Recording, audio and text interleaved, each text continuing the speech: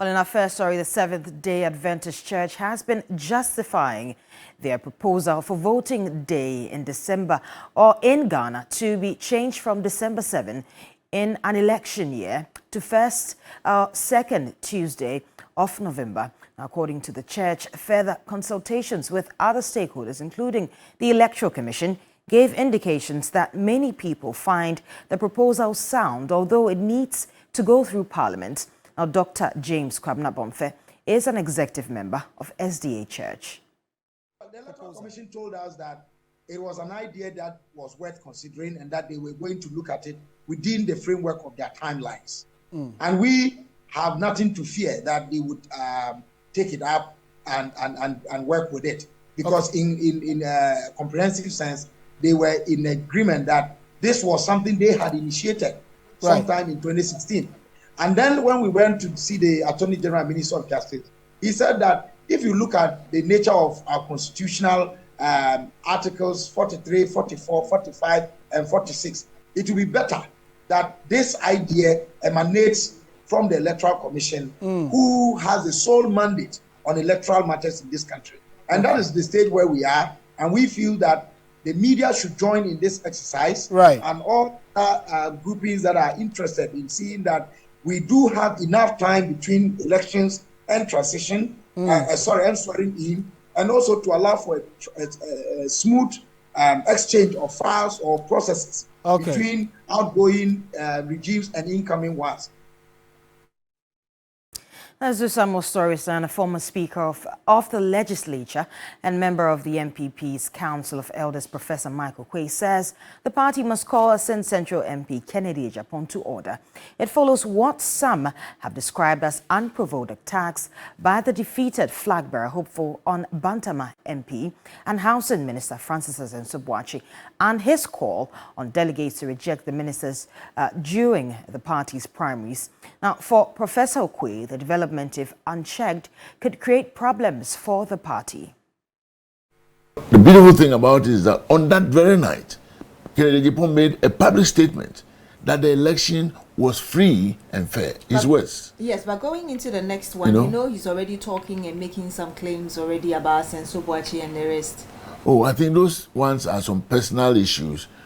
But in the interest of the party, I would think that the elders, which I'm one of, and the national executive must put it on their agenda to ensure that everybody is put to a certain order so that there will be peace and harmony for the next election. You should have a conversation with him peacefully. With everybody whenever certain unpleasant situations arise. Not him alone, whoever. Yes. Should we expect that meeting soon? I think it should happen soon. Well, the Trades Union Congress says Ghanaian workers will continue to make demands from politicians despite a caution by the former President John Dramani Mahama. Now, according to the TUC, politicians have contributed to the collapse of the economy, and any plea by the former president for workers to make reasonable demands will not be accepted. Deputy Secretary General of the TUC, Joshua Ansah, spoke with our Labour correspondent, Daniel Opoku, in Accra. Former President John Dramani Mahama, in a recent engagement on his Building Ghana tour, pleaded with Labour to be reasonable in its demands. He cited a worsening economic situation and insisted he was going to be measured in his promises to Ghanaians. And I'll plead with the teachers' unions, NATS and NAGRAT and UTAG and TEU and all of them. And all of you are clamoring for allowances, increase in your allowances and so on and so forth.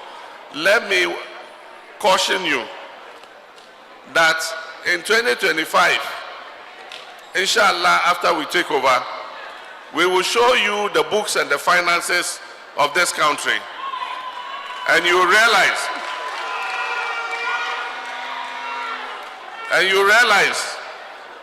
the harm that the MPP administration has done to Ghana's economy. This country is broke. And so we would beg you that when we come into office, give us a bit of a honeymoon. Let's put things in place so that we can bring the economy back on its feet. And when we have done that, we can accede to your demands again. However, barely 24 hours after his plea, some labor unions such as UTAG have disagreed with the former president's caution. The Trade Union Congress, which is the umbrella body of workers in Ghana, has asked former President Mahama to tread cautiously. The Deputy Secretary General of the Trade Union Congress, Joshua Ansan, said the former president should be adequately prepared to meet the demands of workers in case he wins. If you know the country is broke, why do you go for something that is broke? So you have to brace yourself fully to ensure that you take that broken country from wherever it is and ensure that you can do it. That's why you are calling people to vote for you to become a president. So we want to encourage him, if only he wants to become the president of this very country. He should be fully prepared.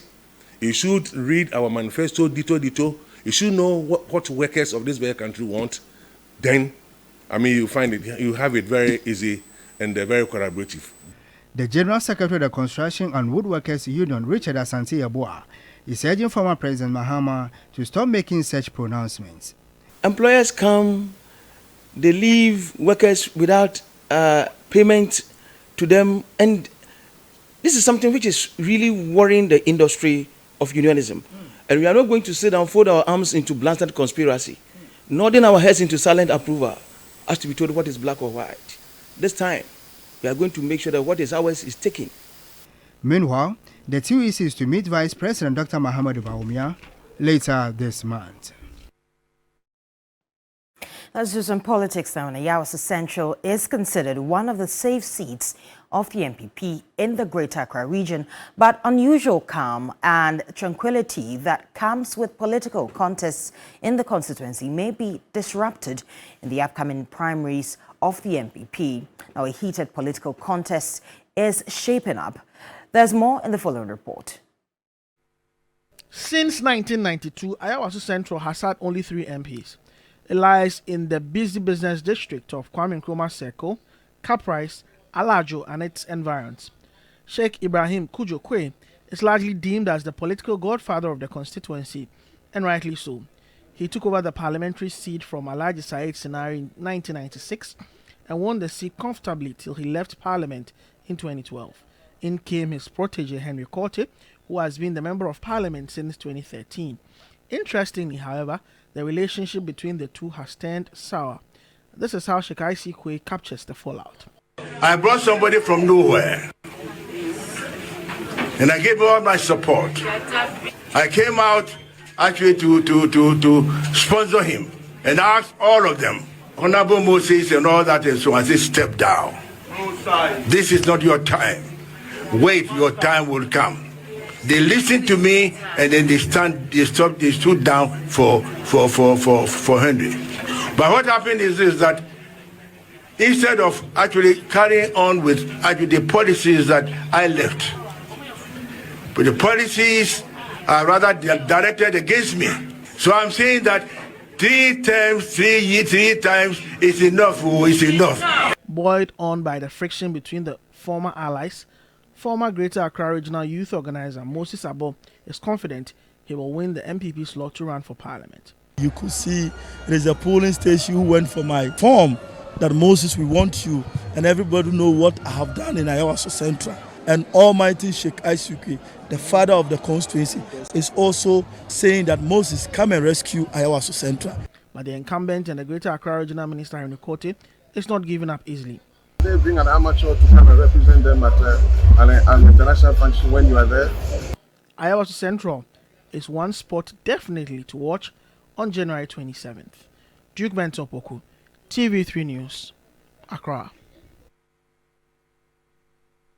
Now, away from politics, the 2 interdicted union executives of the Tema oil refinery say the interdiction can never stop them from pushing for a better deal for the refinery.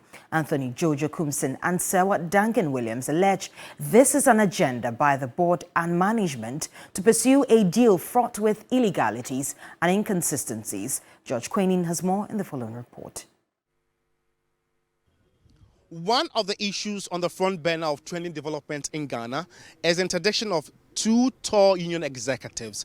I'm here in Tama, and this, of course, is where they are based, and there's some sort of proximity to work. And before their introduction, one was the chairman of the senior staff, and the other was the chairman of the junior staff. And so I'm here to interview or interact with Anthony Jojo Kumsin. One thing I know is that he even got to know about his introduction from his colleagues before the letter was handed him by HR. Anthony Jojo Kumsin was hired by the Tama Oil Refinery in 2002, bringing his job experience to more than 20 years. He has witnessed the change of several boards and management whilst at it. As the union leader of the senior staff of TOR, he has been vocal about the quest of the refinery to revamp the ailing facility through a strategic partner. The controversial TOR-Torrentco deal is one of them. Although he's not surprised at the interdiction, he's certain that cannot prevent him from pushing for a better deal. Setting us aside will reduce the impact of the union work at the refinery because they need to clear us off their way so that they can, but it's too late. This will not amount to anything. I know the basis for this very interdiction is the fact that you and Sewa have been giving out confidential information. Last year, May, I was at the meeting when the minister said the management should make available the document regarding the Torrentco and the TOR deal. And so that was, information that is already open. Yes, the informations were already in the public domain. Before they were even asked to furnish us with copies so that we discuss it with our executives. You see, the union work is not myself and Sewa alone. We have executives. So when we got the document, we actually held series of meetings with our executive, page by page. And we looked at the document critically. So we established the positions and the issues in the document that were given to us. And so it's been our understanding for the board to now draw the conclusion that the leakage in the public domain came from us. The General Transport, Petroleum and Chemical Workers Union is supporting its two members to be reinstated immediately. We are in one of the conference rooms of the NATOL, and this is where the General Transport, Petroleum and Chemical Workers Union is having its emergency meeting on the back of this very development. And so after this very meeting, we'll know the next line of action of the union if these two are not reinstated immediately. We heard that they said they are going to take us to court. We are ready to meet them at court and, to sort it out there. But as I say, that the local union executive has not done anything wrong to deserve what the board is doing to them. And we think that the board is just showing power to intimidate these individuals or to gag these individuals from speaking to issues that has bearing on their daily bread. TOR management has accused the two of leaking sensitive details of the now abandoned deal, which courted disaffection for the company. Efforts to reach management to react proved futile. As it stands now, the Attorney General and the Office of the Special Prosecutor have made their stance known on the TOR-Torrentco deal, questioning the credibility of the strategic partner in question. George Quinning, TV3 News, Accra. Now, Minister for Communication and Digitalization, Ursula Owusu-Ekufo, has sounded a word of caution about the security risk posed by inflammatory material and fake news which threaten to flood the media space and can provoke unruly behavior, particularly in this election year. The sector minister making the comment at the launch of the 5-year strategic plan of the National Communications Authority charged the NCA to collaborate with GJA, GIBA and other stakeholders to sanitize the media space ahead of the election 2022-24. The sector minister expressed concern about the influx of fake news associated with political campaigns and has warned broadcasters, content creators and politicians to be mindful of what they put out in the media during the campaigns leading up to the elections. I am expecting the two regulators to work very, very closely together this year to monitor what's put out and work with the industry, the Journalists Association and Independent Broadcasters Association as well, to sanitize this space for our collective good. If we go down, we all go down together. And we should always have the history of Radio Rwanda at the back of our minds. That sitting behind the microphone, what you say can make or break your country. Campaign effectively, but not put out inflammatory material which can tend to provoke reactions that we may not have anticipated. On the rising cost of internet data, Ursula Owusu-Ekufo says the ministry is working closely with the telecom service providers to keep costs at the barest minimum. It's a factor of the inputs that go into the cost of providing those services. Electricity and all the others. But we're working closely with them to ensure that they minimize the impact on consumers. As more and more people utilize that for their day-to-day activities, the impact will be greater if prices continue to rise. So we're working closely with them to monitor it and ensure that they keep it within limits. The NCA, which maintains that the cost of data in Ghana is relatively competitive, says it does not regulate data tariffs set by the telecom services, except those providers with significant market power, SMP. NCA don't determine the tariff for Vodafone or AT.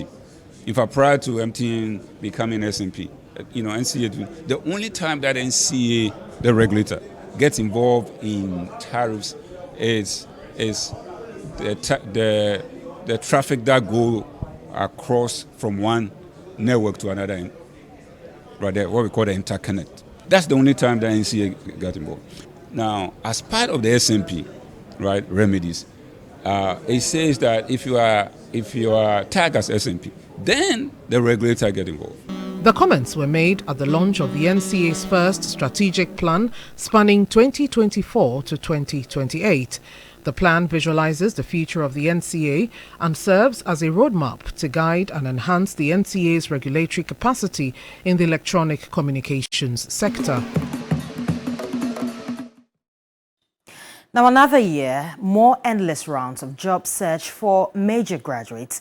Now, finding a job is often a top priority for many when the year starts, with many stories of bone-crushing rejections, but also stories of hope about how some found their true calling. In this report, we explore the aspirations of job seekers and their prospects this year. Youth unemployment is no doubt one of Ghana's biggest challenges. According to the Ghana Statistical Service, unemployment rate in the second quarter of 2022 stood at 13.9%. For those 15 and older, the unemployment rate, based on the latest recorded from the Statistical Service from 2021, stood at 13.4%. But how intense is the situation for job seekers? The Institute of Statistics, Social and Economic Research of the University of Ghana has recorded that only 1 in every 10 graduates are able to find work in Ghana immediately after their mandatory national service. And for the remaining graduates, it could take up to 10 years to be permanently employed. The statistics are grim, and the tales of years of struggles of those affected by it harrowing. Paul Kadan is 32 and graduated from the University of Ghana 7 years ago with a degree in political science. After my service, I tried a few companies, sending my CVs to them personally, working, on the streets of Accra, Circle areas and some other areas. None of them called. He has moved from company to company and one online platform to another, all to no avail. In addition to that, the pressure from home is immense. And so, he decided to create his own opportunities. During the funeral, the money I received as donations, I thought it wise not to just spend it, but to get myself a camera to start something. Sometimes, some people who are close to you, they will still approach you and then say, oh, betray with me, just take this for me. And then I will give you something. Then that something is like hand to mouth. You can't save, you can't pay bills, you can't nothing. And he's not the only one who switched careers after not being able to find work related to his degree. Meet Gideon Nsia, a trained registered nurse who completed school a year ago. We do not have any hope now that we are going to be employed, because nursing is a hierarchy. So 2019 year batch that completed are at home. 2020 year batch at home, and I completed in 2021, and I'm home. Sadly, hopes of getting work in his field have proven futile, and so he's resorted to teaching. Oxygen, chlorine, sodium, magnesium, aluminum, silicon, phosphorus. My colleagues out there knows the kind of stress we go through at home, where your family knows that you are a graduate, maybe physician or graduate nurse, and you are still at home. That's why some of us decide to find something to do to be able to at least fend for ourselves. Paul and Gideon are only two amongst millions of Ghanaian youth who are dealing with myriads of challenges as a result of joblessness. Career coach Antoinette Jan says that the youth are not making enough use of networking opportunities. What is that unique quality that you are bringing? There are 10 people with degrees. We are looking for a certain role. How do you show up on your CV? How do you show up in person? What kind of skills have you built for yourself? We need to begin to build networks. People need to volunteer their time a lot more. People need to serve a lot more, because it's still, again, the issue of divider. At the end of the day, you need to separate yourself from everyone else. Evidently, it might take years for the job situation to improve in Ghana. But until then, many young people are having to improvise just to make ends meet. Judith Brown, TV3 News. Well, despite getting a degree, many young people are still finding it difficult to get a job. As a jobless rate among Ghana's youth soars, some graduates are expecting or accepting lower paying jobs in the informal sector to sustain themselves whilst they continue their journey of hunting for their dream job. Others have also opted to make their own opportunities by starting small businesses. Ibrahim Abubakar has more in the following report. Since his graduation in 2019, Suleiman Abdul-Latif has been searching for a suitable job in real estate management, but has had no success. The Kumasi Technical University graduate dream of working for an institution or company related to his field of study is yet to become a reality. As a university graduate, your expectation is to get a job after education. It's not easy. The frustration is too much. To keep himself busy and also help pay the bills, the 30-year-old is now engaged in photocopy business at the Republic Hall of Kwame Nkrumah University of Science and Technology. So upon completion and after my national service, and the job was not coming, I went back to the photocopy business and was managing with it small. So right now that's what I'm surviving with it. For Saadatu Muhammad, university certainly did not end the way she thought it would. She was hoping employment opportunities would be waiting for her right after the 1-year mandatory national service. But the 29-year-old is currently operating a small business whilst also waiting to secure a better job. Going through education for several years, and after completing, your dreams, your passion, everything has vanished within some short span because of unemployment. So it's very frustrating. Doing something by the roadside, like the one I'm doing, for example, your colleagues will see you, they are in big cars and stuff. So at times you see them, then you start to envy them. Data from the Institute of Statistical, Social and Economic Research indicates that only 10% of graduates secure employment within a year of graduation. Figures from the Ministry of Employment and Labor Relations also states each year over 200,000 young Ghanaians, including graduates, skilled and semi-skilled individuals, are on the lookout for jobs. Though most graduates are finding it difficult to get a job, there are the likes of Mohammed Shahid who have decided to make their own opportunities. The Kwame Nkrumah University of Science and Technology graduate has begun a laundry business after facing rejections in his several job applications. Right now, the level that I'm taking myself to, I don't think I can work for anyone anymore. Now I'm focusing on my own entrepreneurial life. Youth unemployment is a real problem in Ghana, And in the midst of the rising cost of living and no prospect of job offer after school, many graduates have been left frustrated.